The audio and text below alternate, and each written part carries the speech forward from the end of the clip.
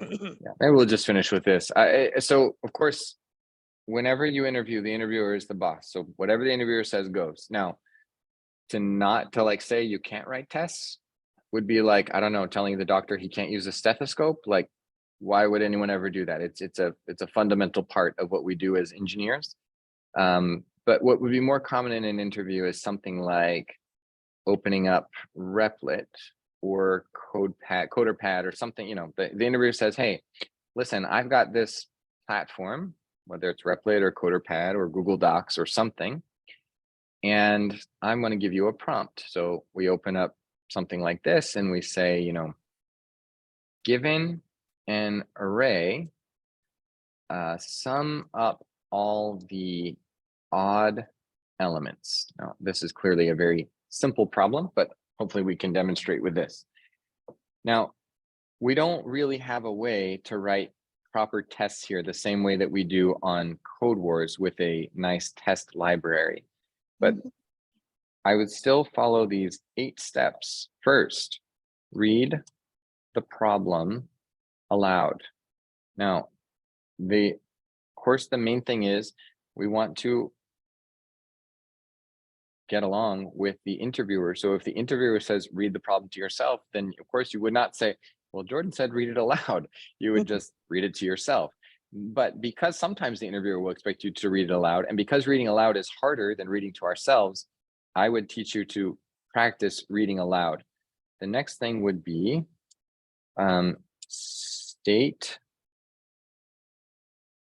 the problem in your own words. And this, of course, is something else you'll just want to practice over and over on any Code Wars problem, any leak code problem, anything you want. You can grab a friend or do it on your own. So given an array, sum up all the odd elements. Okay, so what I'm understanding from this problem, here I am stating in my own words, is given an array of numbers, find the sum of all numbers that are odd. I mean, it's not very hard to sum this problem up. It will be harder when a problem is something like this with longer instructions. But I would say, okay, so given a string of written out numbers, you want me to return an integer that matches that string. Am I understanding that problem correctly? And then we wait for the interviewer to either confirm or say no. No, I don't think you're quite understanding it, or you might be overlooking this part, or the interviewer says, yeah, Jordan, that's right. Okay, great. Now we go to our next step here, which is write examples. And so for this problem that I'm saying right here, my example would be something like, okay, so my simplest example would be an empty array, and an empty array would return 0 because there are no odd elements and there are no even elements. Is that the correct idea, that when there's an array with no numbers, I should get 0? And I check in with the interviewer again. The interviewer says, actually, Jordan, there will never be an empty array. All arrays will have at least one number. Oh, thank you. I'm glad you clarified that.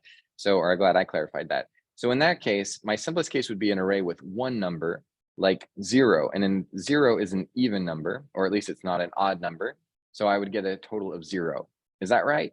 Yep, Jordan, that's correct. Okay, so then the next simplest case would be an array with 1, and that would give me a sum of 1, because 1 is an odd number, so that would go into my sum. All right, moving on from there, I could have more than one number. So I might have 1, 2, 3. Now 1, 2, 3 has 2 odd numbers, 1 and 3, and my total would be 4. And then from there, we might look at some bigger numbers. So I might have 101. Whoops, let me make that an array. 101, 1, 2, 5, 5, and 2, 2, 2.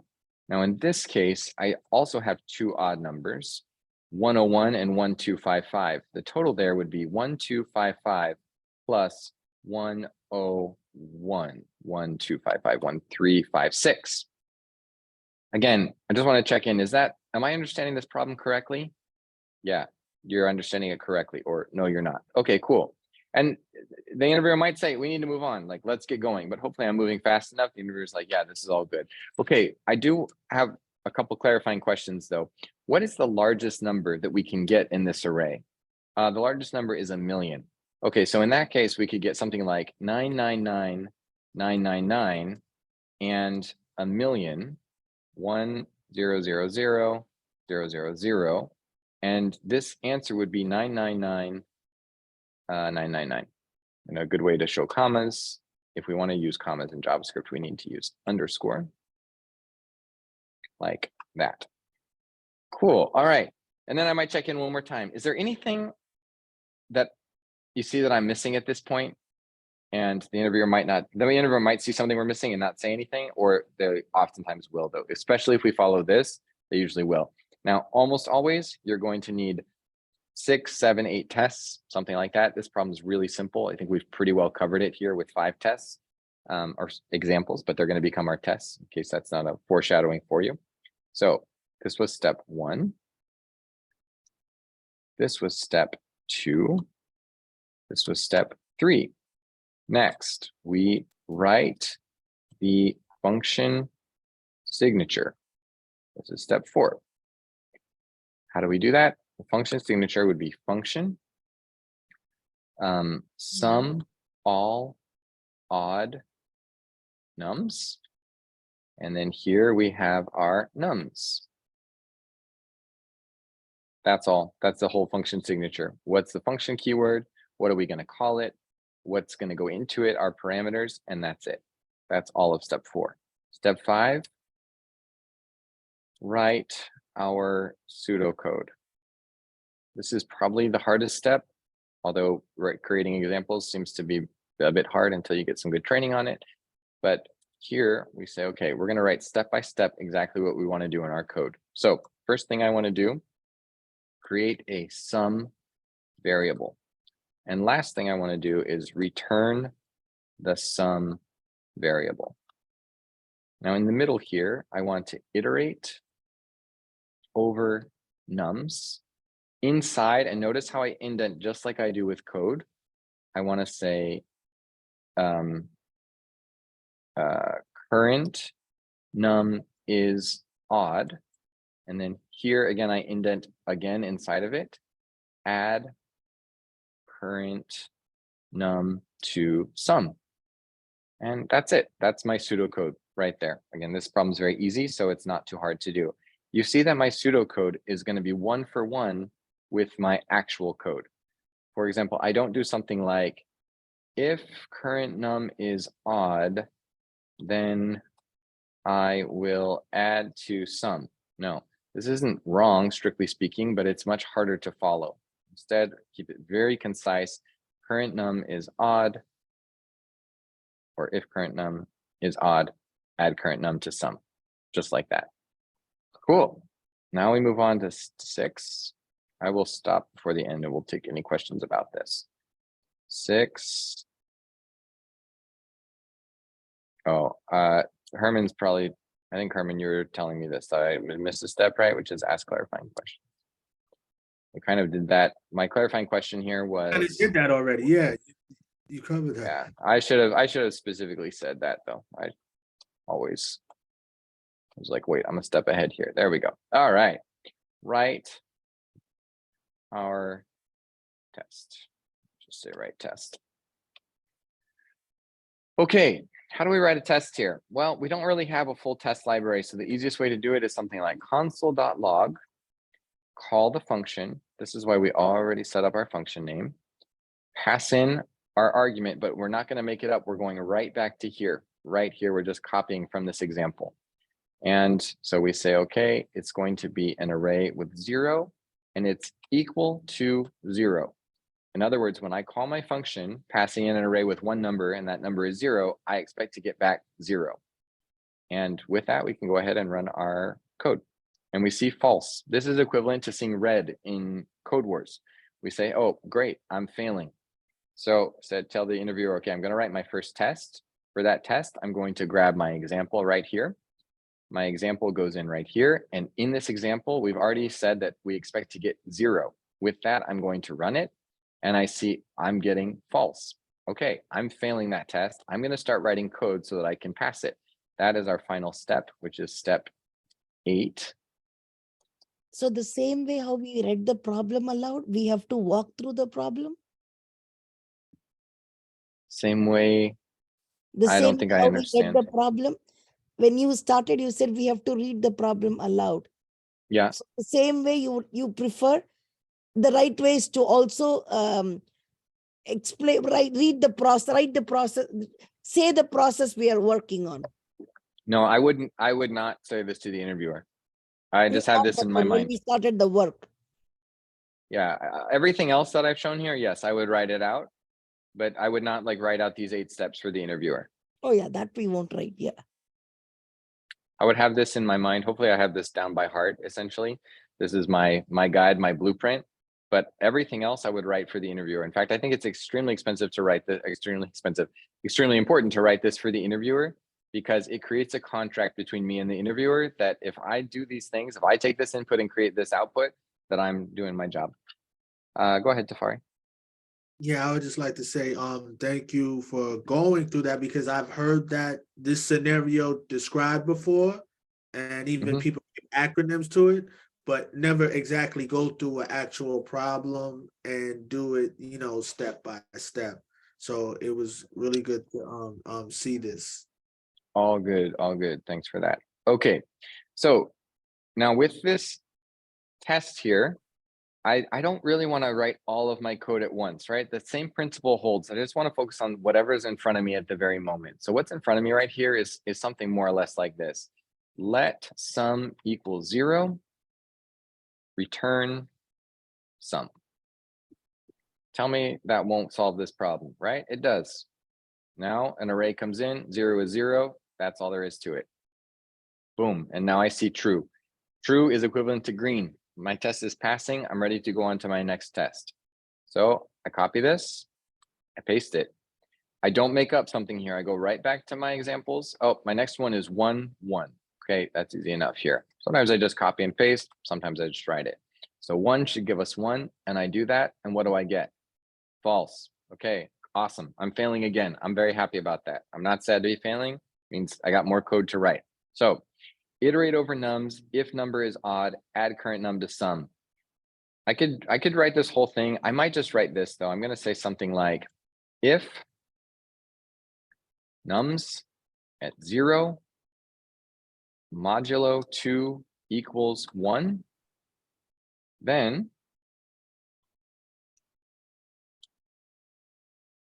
sum plus equals nums at 0. Okay. I don't really have that much to run over because I only have one number here. So I haven't gotten to these tests yet that have 3 or more numbers. Let me just run that. Boom, true, beautiful. I'm ready for my next test. Go ahead, copy it, paste it. And again, I'm not making it up. I'm just going right back to here. Okay, this one I'm just going to copy. 1, 2, 3 gives me 4. Let me paste that in. Okay, 1 plus 3 is 4. Those are my odd numbers. Here's my 4. I run this, fail, right? Here's my false right there. All good, because I need to write this part now to iterate over the numbers. So I'm going to say for const num of nums. And I immediately bring my curly braces down here. And the reason I indented my pseudocode is so that I can easily visualize where my code gets written in. Now, it's no longer going to be nums at 0. Now it's just going to be num. For every num that comes in, I check if it's odd. If it is, I add it to my sum. I run it again. True, true, false. Something's not quite good here then. Oh, I see my problem, right? My problem is right here. I forgot to change this as well. Go again. True, true, true. Beautiful. With that, I'm ready to go. Now, I think I'm done because every line of pseudocode I wrote now has one line of code right after it. If my pseudocode was written properly, it should be 1 for 1. 1 line of pseudocode, 1 line of code, 1 line of pseudocode, 1 line of code, 1 line of pseudocode, 1 line of code, 1 line of pseudocode, 1 line of code, with the exception of these closing brackets, which of course they're not really doing anything except for closing up that 1 line of pseudocode, 1 line of code, and that's the end of our function. And now I often, and you probably will too, make mistakes in my pseudocode, or I omit something, or I don't cover everything that I need to. That's fine. If that happens, we just drop back to wherever we need to go and write some more. Here, I don't think I made any mistakes, but regardless, we've got more tests to do. So I tell the interviewer, okay, I think I've pretty much got it covered, but of course I want to run all of these tests. So the next one is this one right here. I'm going to paste that in and grab my answer here and run that. Okay, great. And then there's one more. The next one is these larger numbers. Looks like this. Let me bring that down here. So we've got this array, and that should be equal to 9999, 999, 999. There we go. Run that. And great. Okay. At that point, I tell the interviewer, all right, I think this covers the whole prompt. I'm taking all of these examples in. I've set up tests for all of them. They're all passing. I'm happy with the way my code looks here. I'm, do you see, usually the interviewer is going to jump in and say, hey, that looks great. Let's move on to the next part, or let's do this, let's do that. Then I just say to the interviewer, do you see anything that I'm missing? Are there any examples that I didn't think of that I should be considering here? But honestly, if you follow this process, you probably just got the job, especially if you're practiced at it and good at it. It will impress almost any interviewer if you can just do that. All right, now I will take questions on any of thing that I just showed. Jordan, could you share that Replit just to kind of remember the sequence? Absolutely. Here it comes. Thank you. Anybody else? Okay. If not, then I'll just say a couple more things. All right. This will not work if you need to return an array. So if we change this problem to say, given, where'd the prompt go? I deleted it. That's no good. Oh, no, so just put it way down at the bottom. Let me put that up at the top. If we change this to say, given an array, return an array with all the odd elements, so that this returned an empty array, then we can't use 3 equal signs. In that case, I would do something more like this. I would put what I expect here, and I would get rid of the 3 equal signs. It's much nicer to have the 3 equal signs and just see true or false here. But if you don't have a primitive on the right side, then you'll need to do something like this. Vandana says, doesn't cover negative numbers. Yeah, good point. Let's write a test for negative numbers. I mean, I think it handles that just fine, but the point stands that we don't have any tests for that. So we say, okay, what about if I have -1, -2, -3? In this case, I expect to get -4. -1 plus -3 gives me -4. And we get false. So I guess it doesn't work. What's our problem here? You could just say if module 2 doesn't equal 0. Thank you. Thank you both. Great ideas, both of you. And yep, we definitely, I failed that one. Thank you for that. Tafari, go ahead. Just one thing, if anybody, I don't know if anybody had that issue, but if you were thinking when you're talking about edge cases, edge cases are related to your tests and your examples to which you're describing when you're speaking to the interviewer. The reason why you give the examples is because you're setting up reasons for your tests or the clarifying questions. Your examples and clarifying questions is how you'll be able to build. That's why I said this was really good, how Jordan laid this all out. So when you're thinking about edge cases, your examples and clarifying cases are in regards to that.